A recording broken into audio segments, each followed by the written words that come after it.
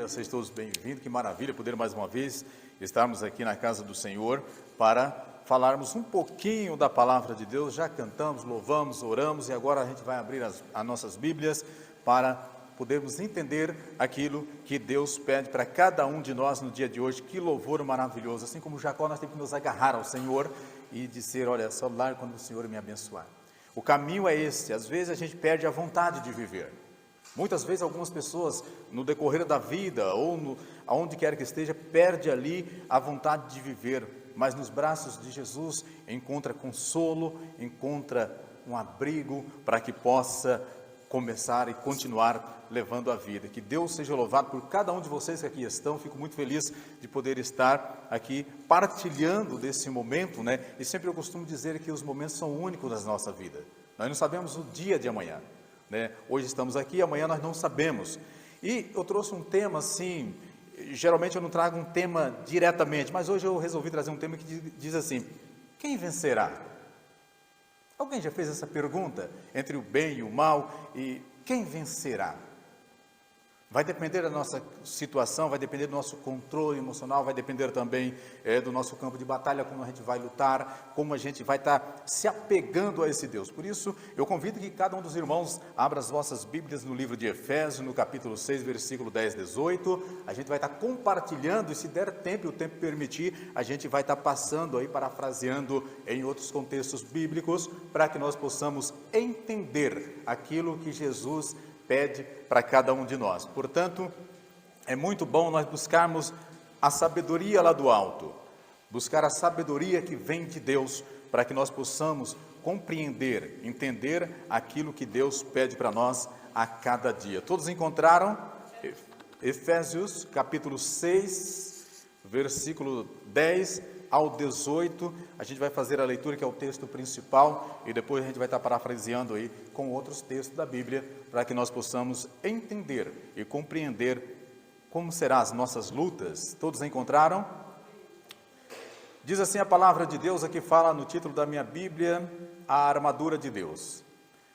Quanto ao mais, sede fortalecidos no Senhor e na força do seu poder. Revesti-vos de toda a armadura de Deus, para poderdes ficar firmes contra as ciladas do diabo. Porque a nossa luta não é contra o sangue e a carne, sim contra os principados e potestades, contra os dominadores deste mundo tenebroso, contra as forças espirituais do mal nas regiões celestes. O versículo 13 diz: portanto, tomai toda a armadura de Deus, para que possais resistir no dia mau, e depois de terdes vencido tudo, permanecer inabaláveis. Estais, pois, firmes, cingindo-vos com a verdade e vestindo-vos da couraça da justiça. O versículo 15 nos diz que calçai os pés com a preparação do evangelho da paz, embraçando sempre o escudo da fé, com o qual podereis apagar todos os dardos inflamados do maligno. Tomai também o capacete da salvação e a espada do Espírito, que é a palavra de Deus.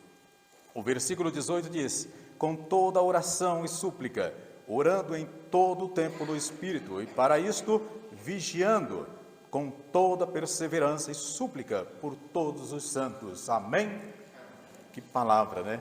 Que mensagem vem trazendo aí Paulo escrevendo ali, falando sobre a armadura dos cristãos. Por isso eu disse aqui no início, quem venceria? O inimigo vai vencer? É uma pergunta, sabe? Embora essa pergunta ela sugira ali uma possibilidade negativa de derrota, ela nos instiga a pensar em alguns aspectos da vida. O inimigo vai vencer? Compreender a nossa natureza do pecado. Nós temos que compreender a nossa natureza do pecado, vai analisando. Depois também ela traz para nós um fator que vai depender do auxílio divino no campo da batalha. Vai depender do auxílio divino no nosso campo de batalha. E quem tem que buscar esse auxílio? Cada um de nós. Temos que buscar essa. E outro fator é enfrentar a batalha. Não tem como nós vencermos uma luta ou uma batalha se nós não enfrentarmos ela. E por isso, esse texto, essa leitura nos traz, a nossa derrota ou vitória, ela está em jogo quando não conhecemos o assunto da batalha espiritual. Meus queridos, muitas vezes nós lutamos, mas nós não conhecemos ali o assunto da nossa batalha espiritual e diz, eu vou vencer. Eu estou passando por lutas, mas eu vou acabar vencendo. Por isso nós temos que ficar atentos para alguns temas que nós vamos estar lendo aqui nesta manhã, onde nós vamos estar trazendo para que nós possamos entender o fator importante. Nós temos que compreender a natureza do pecado. Será que cada um de nós que aqui estamos compreendendo, ou temos a compreensão da natureza do pecado? É muito fácil as pessoas falarem assim, o pecado afasta de Deus. Deus não se afasta da gente. Deus está sempre conosco. O pecado, ele nos ofusca a enxergarmos a presença de Deus, mas Deus sempre está com cada um de nós. E também depende ali do auxílio divino que nós temos que ter a cada dia. Será que a cada manhã que nós levantamos, será que a prioridade que nós estamos fazendo? A Escola Sabatina nos relatou o seguinte, que nós temos que ter prioridade e não descartar a prioridade que é nossa e que temos. Será que nós estamos sempre buscando a Deus? Será que nós acordamos de manhã e a primeira coisa é pegamos a palavra de Deus, ou falamos com Deus, ou tem algo ali que é mais importante no momento para nossas vidas? Em Gênesis fala que Adão foi criado à imagem e semelhança de quem? De Deus. Está lá em Gênesis 1:26, fala essa verdade. Mas o que aconteceu? O pecado entrou no mundo e Adão, ele gerou ali um filho na sua própria imagem. Olha aí a diferença. Adão, ele foi criado à imagem e semelhança de Deus. E depois aconteceu tudo maravilha? Não, ele caiu em quê? Em pecado. Deus estava presente ou não? Às vezes nós nos afastamos de Deus, às vezes nós saímos da presença de Deus e Deus está sempre do nosso lado, querendo que nós buscamos a Ele cada vez mais. Por isso diz que o pecado entrou no mundo e ali Adão gerou a sua própria imagem e semelhança. Está em Gênesis 5:3, diz essa verdade. Toda a humanidade passou o quê? A pecar. Toda a humanidade a partir dali passou a ser pecadora. Cada ser humano, ele é transgressor desde o ventre materno. Dá para acreditar numa coisa dessa, meus queridos? Vamos abrir a nossa Bíblia lá em Isaías, no capítulo 48, versículo 8, que vai dizer para nós essa verdade, para que nós possamos entender o que o mal do pecado, ele faz com cada um de nós. Esse pecado, ele vem arrastando com a gente desde o ventre materno. A palavra de Deus diz em Isaías 48, no versículo 8, e vai nos relatar isso que nós estamos vendo. Cada ser humano, ele é transgressor desde o ventre materno. Diz assim, tu nem as ouviste, nem as conheceste, nem tampouco antecipadamente se te abriram os ouvidos, porque eu sabia que poderias muito perfidamente e era chamado de transgressor desde o ventre materno. Meus queridos, o fato de nós ter vindo do pecado, nascido do pecado, não significa que nós temos que morrer no pecado. Nós temos que nos entregar a estar sempre na presença de Deus. O Salmo 51:5 também, ele vem ajudando a nós entendermos isso, que fala, nascemos na iniquidade e fomos concebidos em pecado. Mas tem um Deus que nos amou de uma tal maneira, que apaga todos esses nossos pecados, quando acontece o que com cada um de nós? Quando nós nos arrependemos profundamente e aceitamos Jesus Cristo como nosso único Salvador. Esta condição não é removível. Olha que interessante que a Bíblia ela nos traz um relato assim, olha, o pecado, ele é concebido desde do ventre materno. Esta situação, ela não é removível, está em Jeremias 2:22, vamos dar um passinho adiante ali, Jeremias 2:22, é interessante quando nós chegamos nesse topo da Bíblia, que nós buscamos aqui entender a palavra de Deus, e quando vem trazer isso para nós, isso aconteceu porque lá em Israel, eles fizeram algo que desagradou a Deus. Alguém sabe o que tinha desagradado a Deus lá em Israel? O que o povo de Israel fizeram? Adoraram a Baal. Eita, quem que nós estamos adorando? Misericórdia, me arrepiei. Irmãos, quem que nós estamos adorando? Tudo aquilo. Mas às vezes nossos irmãos católicos adoram imagem, e eu estou adorando o quê? A televisão, meu trabalho, minha bicicleta, minha moto. Estou lá ilustrando tudo isso aqui, a palavra de Deus no cantinho. Mas sabe, fulano está adorando. quando nós não entendermos o pecado em nós não vamos compreender aquilo que Deus tem para nós. Olha o que diz Jeremias, no capítulo 2, versículo 22, isso me arrepiou quando eu li. Pelo que ainda que te laves com salitre. O que é salitre? Sal. As empresas muito grandes usam salitre, né, para temperar o rango, um panelão do tamanho do mundo. Já trabalhei em empresas assim. Pelo ainda que te laves com salitre e amontoes potassa, continua a mácula da tua iniquidade perante mim, diz o Senhor. Irmãos, é forte. Quando nós deixamos de adorar a Deus e adoramos os Baals da vida. Mas é muito fácil também nós pregarmos a Bíblia e dizer, olha, Israel adorou Baal, sabe? Por isso que a Bíblia é escrita assim. O que nós estamos adorando no nosso dia a dia? O que nós estamos buscando a entender diante de tudo isso? Por isso eu perguntei, quem venceria? Claro que humanamente falando, nós falamos assim, o bem sempre vence, mas o bem que está em você vai vencer a batalha espiritual que tem de enfrentar a cada dia. Por isso nós temos que entender que o pecado ele habita em cada um de nós, pois todos pecaram, de acordo com Romanos 7:20, ele habita, mas não é necessariamente você conviver com o pecado.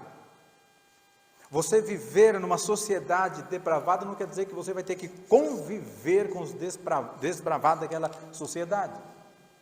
E a palavra de Deus deixa muito clara que no decorrer que a gente vai vendo, que quando fala lá em Efésios, dessa batalha que nós temos que vencer, é buscar a presença de Deus diariamente.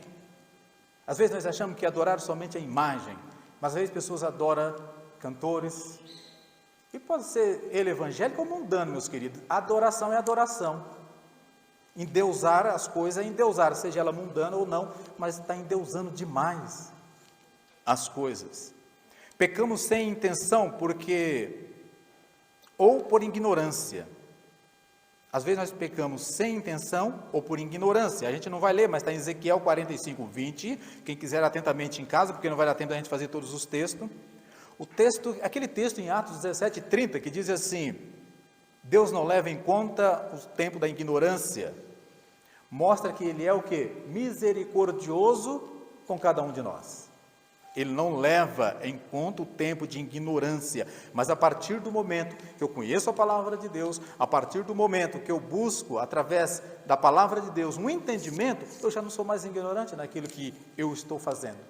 Às vezes eu estou fazendo até por consciência essa situação do pecado. Mostra que Ele é misericordioso. Sem Cristo, estávamos o quê?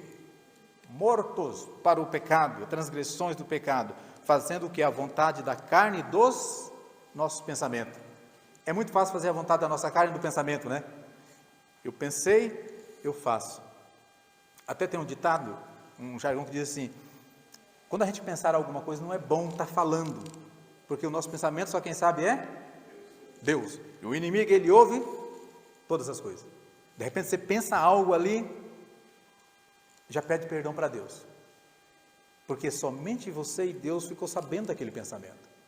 Agora, quando você quando você diz para alguém, fala para alguém, alimenta, o inimigo vai a fundo fazendo isso. A Bíblia fala de um pecado involuntário. É interessante, muitas das vezes os cristãos pegam esse versículo e falam, mas na Bíblia está assim, sabe? Está lá em Romanos 7, 15 e 17. Vamos dar um pulinho lá, para a gente poder entender esse contexto ali. Romanos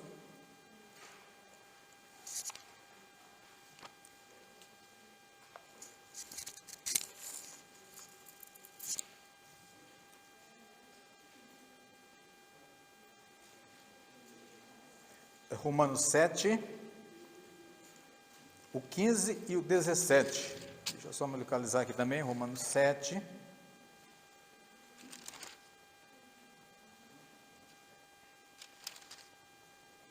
O 15 e o 17 diz assim, todos encontraram?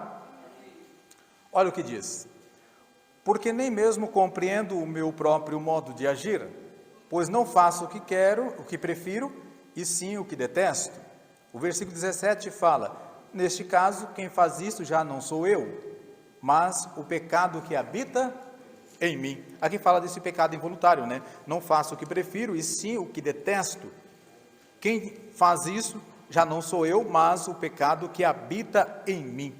A iniquidade, ela revela tão naturalmente em nós, que nem sempre precisamos nos esforçar ou estarmos conscientes dela para praticá-lo.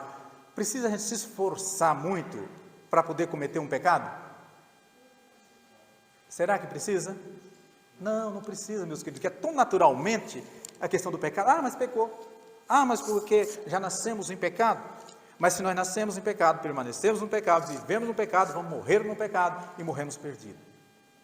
É muito fácil e fato a gente ver pregadores, e a gente muitas vezes prega, Jesus está voltando, mas o que você está fazendo com essa volta de Jesus para mostrar para as pessoas que realmente Jesus está voltando e Ele vai salvar a humanidade, grande parte da humanidade que vai ser salva. Será que estamos fazendo alguma coisa? Será que a nossa adoração, aquilo que nós estamos fazendo, realmente ela está vindo de acordo com a vontade de Deus? O que estamos fazendo e aonde estamos fazendo está agradando a Deus? A tecnologia é uma bênção para quem usa e sabe usar, é uma maldição para quem não sabe usar, porque ela nos prende, sabe? Ela nos faz com que adoramos de uma certa maneira, porque não saímos do pé dela, e aí nós vivemos essa situação. Em vista disso, não devemos jamais nos considerar isentos de pecado ou imunes a ele. A alegação de estar sem pecado é em si mesma uma evidência de que aquele que o sustenta ou a sustenta está longe de ser santo. É porque não aprendeu o verdadeiro conceito da pureza e perfeição suprema de Jesus. Quando nós entendermos o conceito da pureza e perfeição suprema de Jesus, nós vamos entender o conceito que Deus quer e tem para cada um de nós. Mesma coisa, bem como da malignidade e horror do pecado. Meus queridos, mas sabe o que é o horror do pecado? Aquele um que parece ser assim, mas não tem nada não, esse é facinho, esse aqui eu tiro de letra porque hoje eu faço, mas amanhã eu tenho certeza que não vou fazer. E às vezes a gente vai subestimando. Não sei se eu vou falar correto, se eu estiver errado alguém me corrija, mas tem que dizer assim, a gente não pode subestimar o inimigo, é isso? É correto, né? Não devemos subestimar. Ah, mas é pequenininho, eu consigo. Mas no fundo a gente não consegue. Agora nós vamos entender o campo de batalha. E é onde, irmãos, nós vamos ter que entender e buscar nos aprofundar dentro dessa palavra de Deus, de Efésios, do capítulo 6, 10, 18. É bem ali, forte, que vai tocar o nosso coração. A cada momento que você buscar ler e entender a batalha da palavra de Deus, que fala de batalha, não é que você vai para uma guerra sozinho, você vai junto, porque Deus é que vai lutar por você. Reconhecer a nossa condição é o primeiro passo para lutarmos no campo de batalha, que é a nossa mente ou coração. Reconhecer, meus queridos, a nossa condição primeiro. Essa é a maneira onde nós vamos entender e vamos para o campo de batalha, que é a nossa mente e o nosso coração. Às vezes nós queremos transformar pessoas, às vezes nós falamos, vou levar a mensagem da palavra de Deus, que eu quero transformar aquela pessoa. Como que está o seu coração? Como que está o seu lar? Com qual alegria você sai para falar do amor de Deus, sorrindo, estampando no rosto?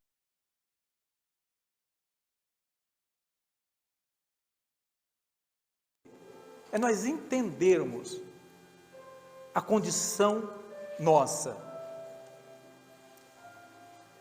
O pecado, ele acontece na mente e a sua prática se dá no coração. Está no livro de Mateus 15, 19, diz essa verdade.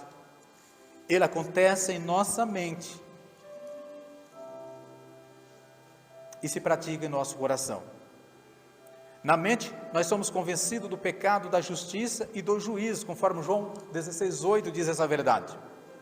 A palavra grega para arrependimento, metanoia, indica uma mudança de pensamento. Se o pecado ocorre no coração, nós precisamos nos arrepender de nossos pensamentos como se fossem ações. Se ele acontece no nosso coração, na nossa mente nós temos que arrepender deles como se fossem à ação. Aquilo que eu disse que muitas vezes nós comentamos, falamos, eu faço, eu consigo, o ódio que está na mente se explode da boca para fora. O inimigo aproveita da situação. Por isso, quando o pecado se ocorre no coração, nós precisamos nos arrepender em nossos pensamentos. Esse é o verdadeiro arrependimento que não produz dano ou pesar, mas salvação. 2 Coríntios 7, 9 e 10 diz essa verdade. Quando estivermos em casa, dá para a gente estudar, refletir sobre aquilo que Deus pede para cada um de nós. O inimigo venceria se não compreender o verdadeiro sentido do arrependimento. Portanto, deixem que Deus os transforme pela renovação da mente, de acordo com Romanos 12, 2, diz essa verdade, até termos a mente de Cristo.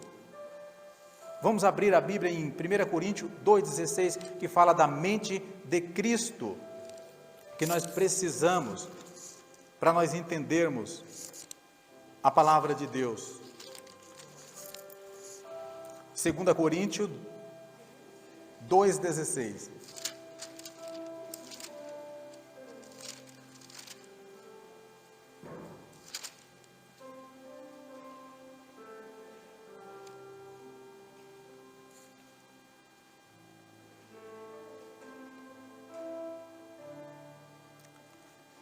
É 1 Coríntios 2, 16.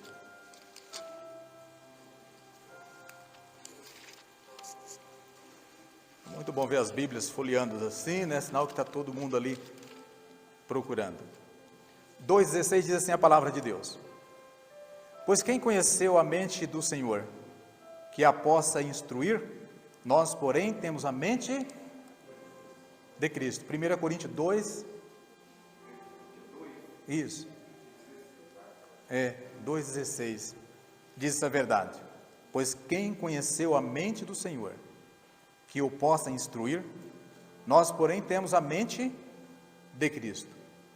Por isso, o inimigo vencerá se não compreendermos o verdadeiro sentido do arrependimento. Aí ele vence. O que é o verdadeiro sentido do arrependimento? Irmão, quando a gente se arrepende de algo na vida que a gente fez de errado, é a gente não voltar a fazer. Agora, quando nós erramos e nós, por um motivo ou outro, vamos cair de novo nesse erro, quando que nós vamos ter a mente de Cristo? Quando que nós vamos estar preparados ou preparar alguém para a vinda de Jesus? Vencendo a batalha. É interessante que para nós vencer uma batalha não é fácil. Todos nós aqui passamos por batalha. Às vezes dá a impressão que não, né? Eu vi um pastor, inclusive o pastor Natanael Oliveira dos Santos, ele é pastor no distrito de Medina, Minas Gerais, é pastor da nossa igreja, e ele dizia assim: olha, quem que não tem batalha? Um dia alguém chegou para um pastor e disse assim: olha, pastor, se eu soubesse um dia eu teria estudado, pedido a Deus para ser um pastor, para não ter problema. Mas todos têm problemas, todos têm luta, todos têm batalha para vencer. Apesar da Bíblia nos advertir a respeito das obras da carne, de acordo com Gálatas 5, 9 a 21, nossa luta não é contra o sangue e a carne. O inimigo ele tem vencido facilmente, sabe, aqueles que temam conter o próprio mal, lutando contra quem são. Ele vence facinho, quando as pessoas tentam ele por si próprio vencer o mal, quando ele não busca Deus. Sabe, numa dessas andanças por aí, pregando e ouvindo, um pastor falou algo que me chamou a atenção naquele dia. Tinha vários pastores pregando, e ele disse assim: meus irmãos, o inimigo, ele só lança uma palavra, o resto é por conta nossa. E é verdade.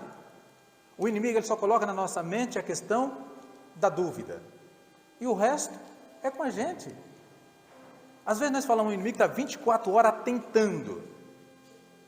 Talvez o que está tentando 24 horas é aquela palavrinha que o inimigo colocou na nossa mente, a questão da dúvida. E ele ainda deu um exemplo assim: suponhamos que tem um casal de namorados, eles não estão lá muito bem. O namorado liga na casa da namorada, alguém atende o telefone e diz assim: Não, ela saiu para trabalhar. O inimigo só vai usar essa palavra para ele. Será que foi trabalhar mesmo? Pronto.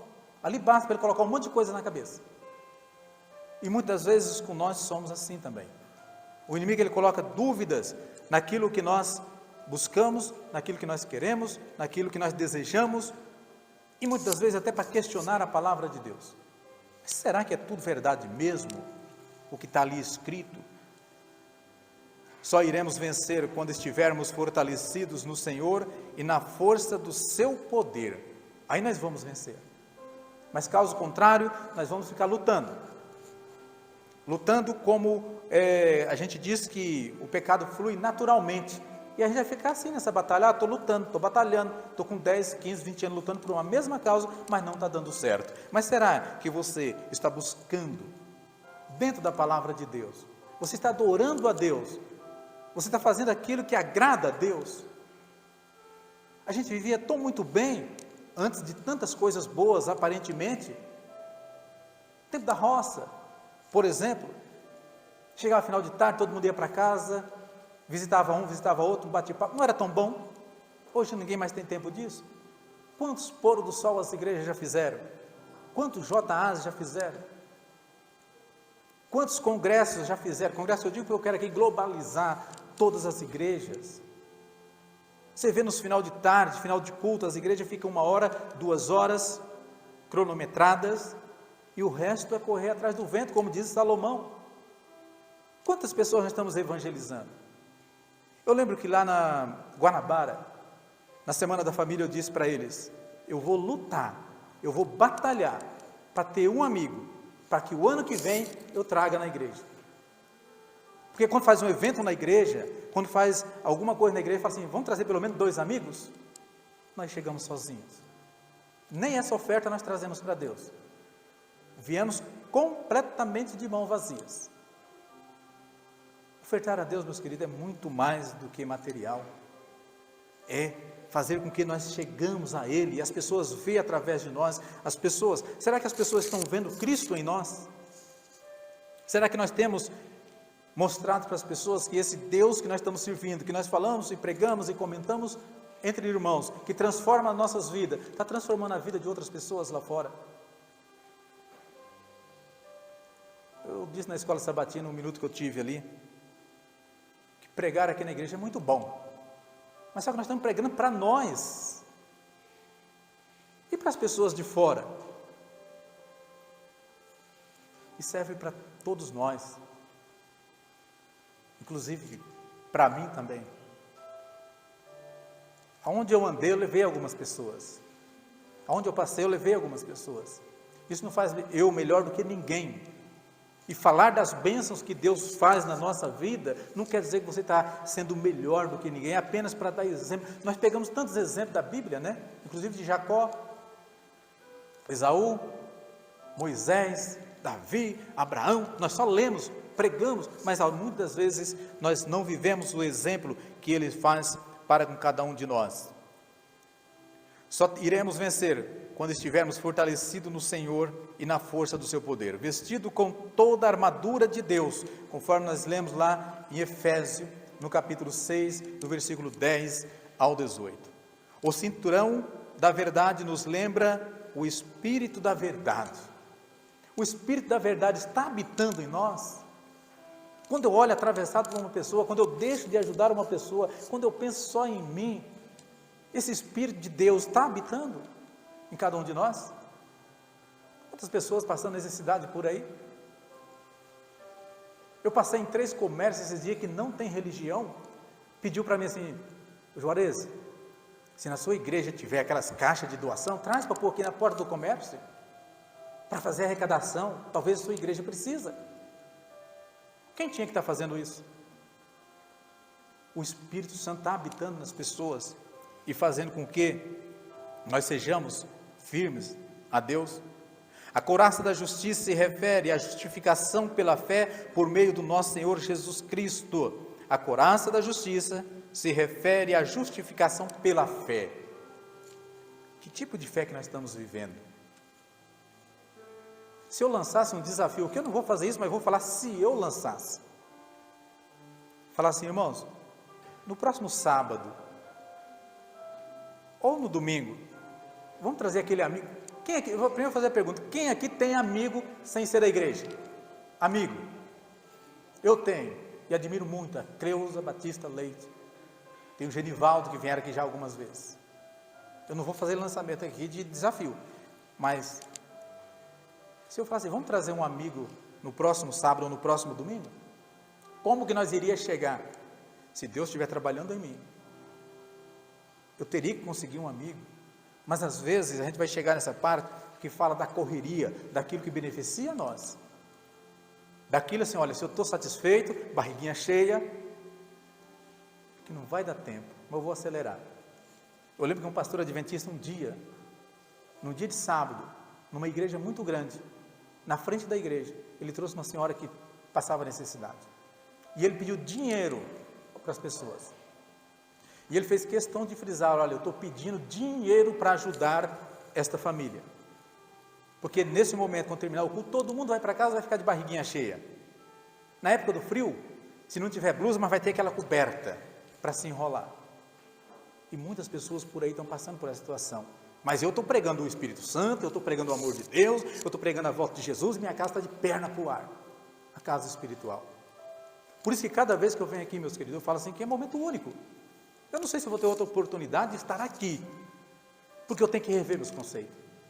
Eu tenho que rever eu, não meu amigo, minha amiga, meu irmão, eu tenho que rever eu. Porque se eu não estou conseguindo fazer isso dentro de mim, se essa batalha espiritual que eu pergunto assim, quem vencerá? E daí vem aquela resposta assim, olha, embora essa pergunta sugira ali várias possibilidades, se nós não compreender a força do mal, o inimigo vai vencer. Os calçados do Evangelho simbolizam que o poder de Deus. Nós estamos calçados com o calçado do Evangelho, como diz aqui, olha, calçai os pés com a preparação do Evangelho da paz.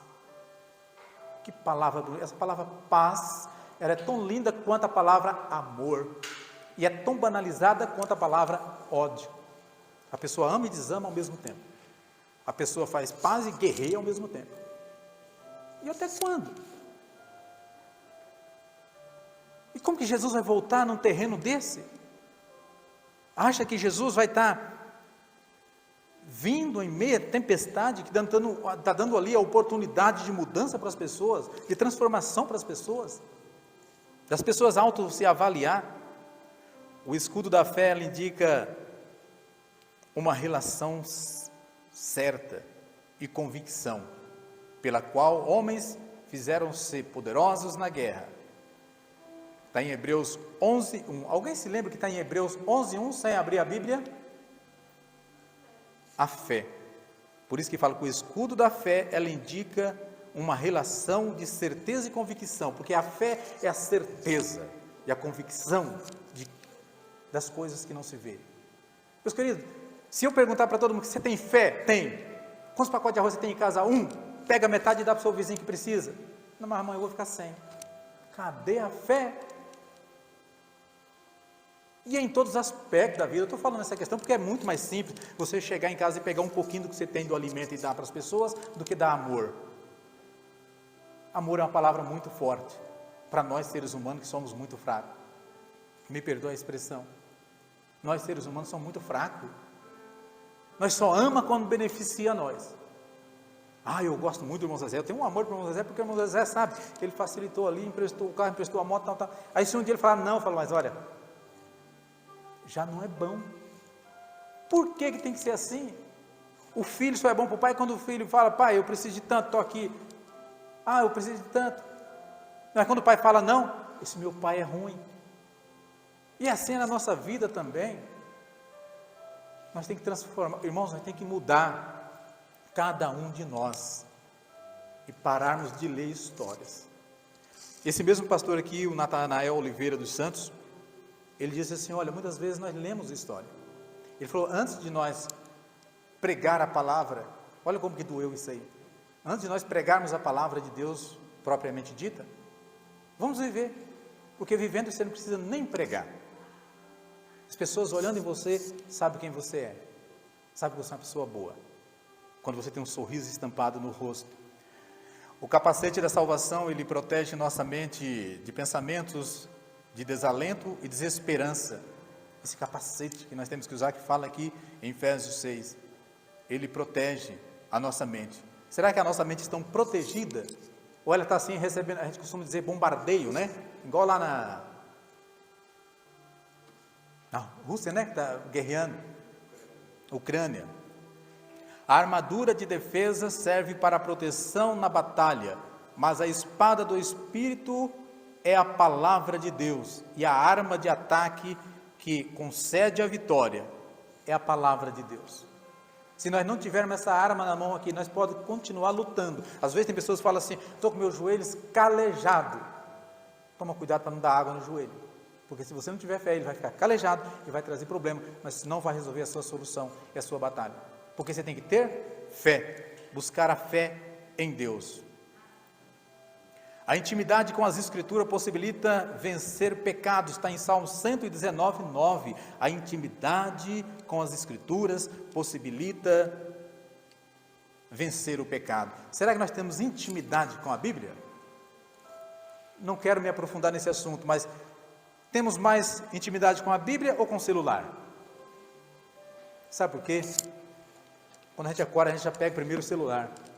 E às vezes, eu fazia isso antigamente. Eu não durmo com o celular. Eu ia para ver a hora para levantar, mas era tão interessante o que tinha de conteúdo que eu guardava o celular. Quando eu voltava para deitar, eu dizia, bicho, que hora que é agora? É intimidade com o celular. Às vezes a Bíblia nós lemos um pouco, às vezes chegamos em casa agora depois do culto, fechamos, colocamos lá, talvez amanhã, se nós voltarmos à tarde para a igreja à noite, nós vamos trazê-la de volta. Mas durante a semana ela fica guardada. Por isso o salmista diz assim, olha, a intimidade com as Escrituras possibilita vencer o pecado.